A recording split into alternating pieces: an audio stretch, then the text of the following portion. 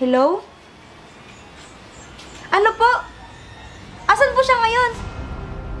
Sige po, sasabihin ko po kay tatay. Pupunta na po kami dyan. Tay! Tay!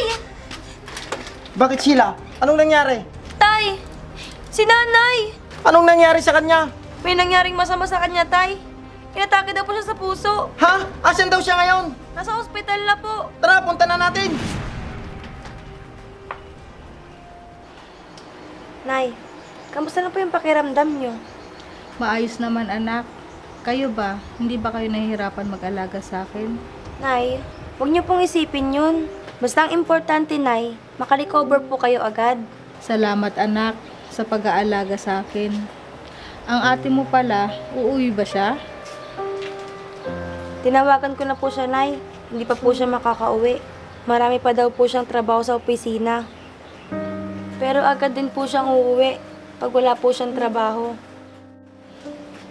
Mas mahalaga pa sa kanya ang trabaho niya kaysa sa akin. Hayaan niyo na po siya, Nay. Nandito naman po kami ni tatay. Oo anak. Mahal, may dala akong prutas para sa'yo, para lumakas ang pakiramdam mo. Ang swerte ko talaga sa inyo ng anak mo. Siguradong lalakas na ako niyan. Siyempre, mahal ka namin ng anak mo, kaya dapat magpalakas ka na.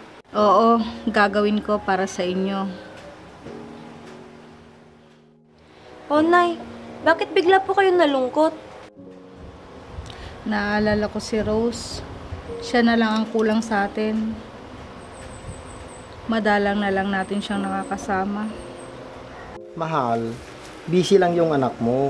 Alam mo naman na mataas ang pangarap niya. Kaya nagpapakasubsob sa trabaho ang anak mo. Kaya nga po, Nay. Miss ko na kasi siya, Masong.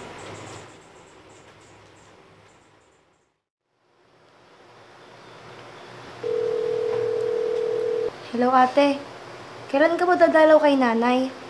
Sheila, marami pa akong tinatapos sa trabaho. Hindi ko pwedeng iwanan dito. Ate naman. Ikaw laging hinahanap ni nanay. Pagbigyan mo naman siya, kahit ilang araw ka lang dito. Ilang araw? Alam mo ba kung ilan na mawawala sa akin sa isang araw lang na absent ko? Sheila, ikaw nang bahalang magpaliwanag kay nanay. Baka sa susunod na buwan pa ako makakauwi. Ang tagal pa nun, ate. Sabik na si nanay na makita ka at makasama. Ah, basta. Sige na. Magpapadala na lang ako ng pera dyan. Grabe naman si ate. Mas importante pang pera kaysa kay nanay. O, Nay, bakit nandito po kayo? Diba? Bawal pa sa inyo yung magkikilos? Gusto ko lang sanang pumunta sa banyo. Sino yung kausap mo, anak? Nay, si ate po. Tinatanong ko po kung kailan siya uuwi. Anak, huwag mo nang abalahin ang ate mo. Naiintindihan ko naman siya. Baka daw po sa isang buwan pa po siya makakauwi, sabi niya. Sige anak, magbabanyo na muna ako. Sige, Nay, samahan ko po kayo.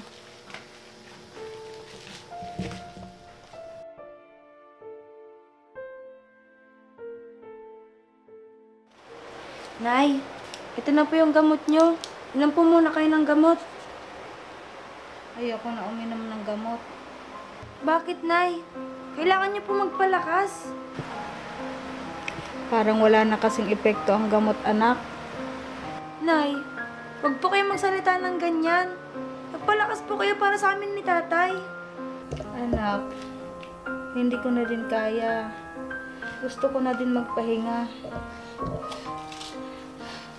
Hindi, Nay. Dadalhin ka namin sa ospital. Tay! Tay! Huwag na anak. Gastos lang yun. Hayaan niyo na ako magpahinga.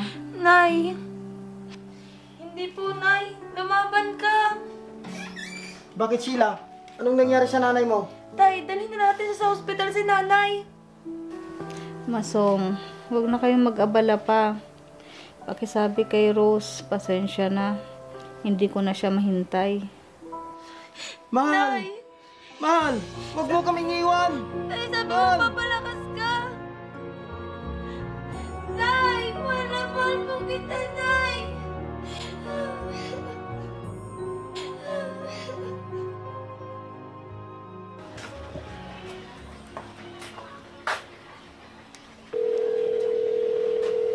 Hello, Sheila. Bukas uuwi ako dyan. May sorpresa ako kay nanay. Ate, Sheila, bakit?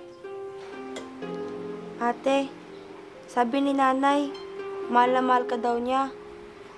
Ako din, Sheila. Mahal na mahal ko ang nanay. Pakisabi sa kanya, uuwi na ako bukas. Mag-i-stay ako ng 1 linggo. Nagpaalam na ako sa boss ko. Ate, wala na po si nanay. Teka, paanong wala na? Huwag mo nga ako binibiro ng ganyan. Ate, na maalam na siya. Hindi na natin siya makakasama. Nay, di ko man lang kayo nahawakan at nayakap ng mahigpit. Mahal na mahal kita, Nay.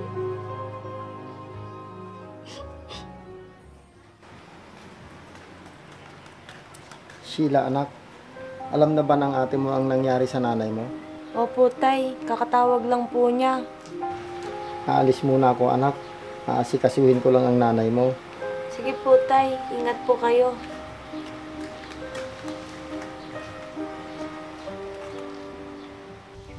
Ang daya naman ni nanay.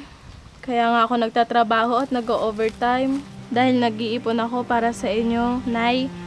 Balak ko sana kayong sorpresahin. Kaso ako naman po yung nasorpresa.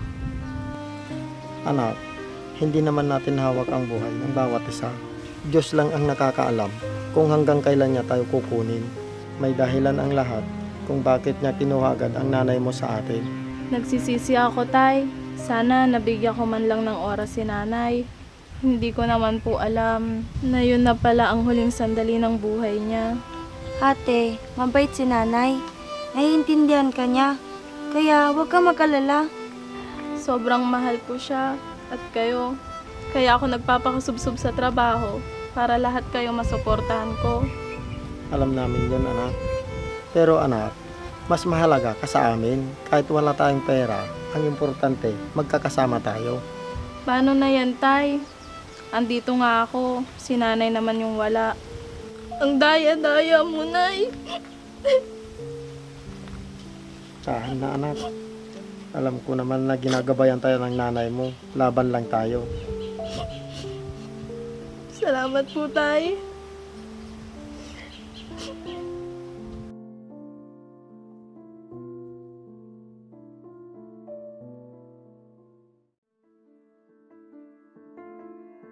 Namimiss na kita, mahal. Kaarawan ko ngayon.